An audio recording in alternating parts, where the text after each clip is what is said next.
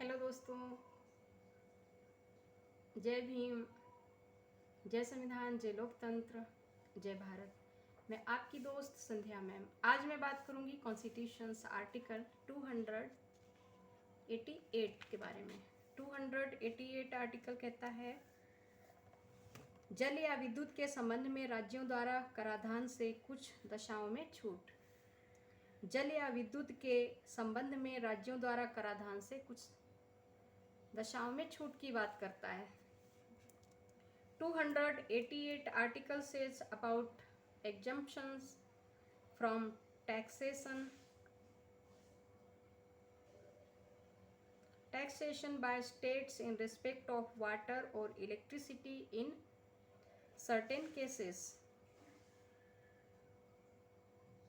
क्या कहता है?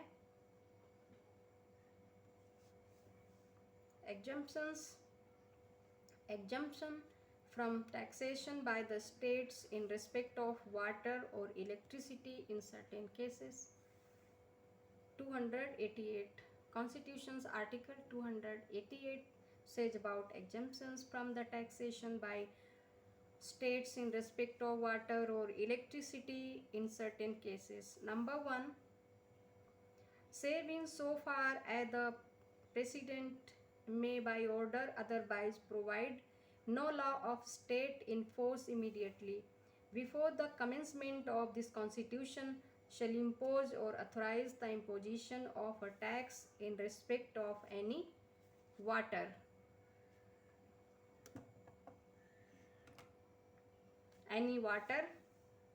or electricity stored, generated, consumed, distributed, or sold by any authority established by any existing law or any law made by Parliament for regulating or developing any interstate river or river valley.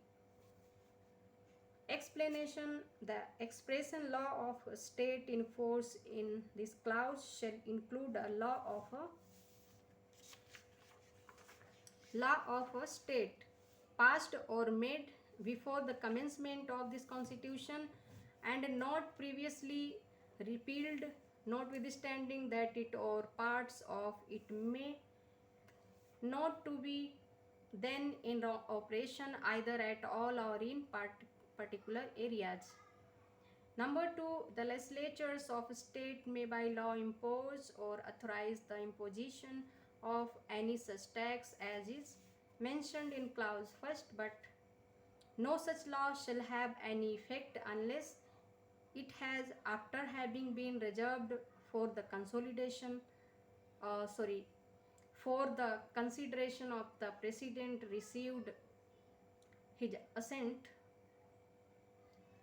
and if any such law provides for the fixation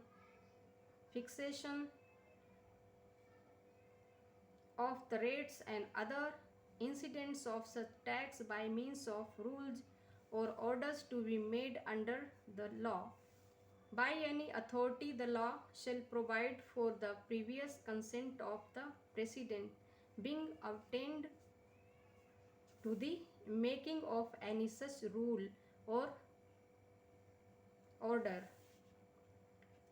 289 article says about exemptions of property and income of state from union taxation.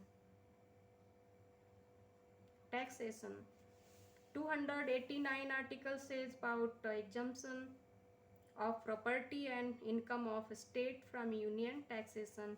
Number 1, the property and income of state shall be exempt from union taxation. Number 1.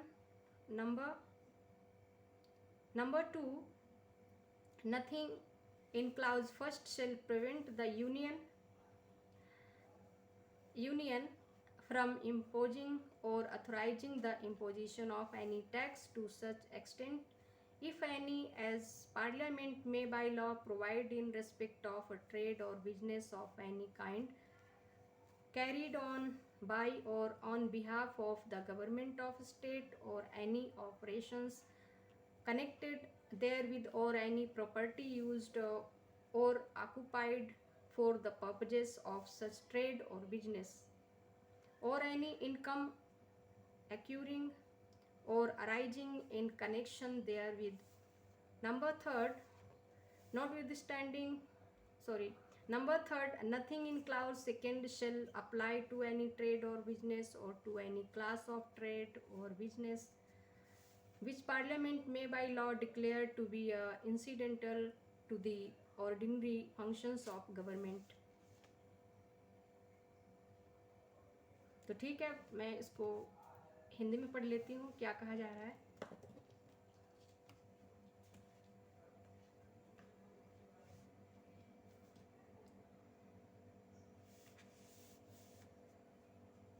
अनुच्छेद 288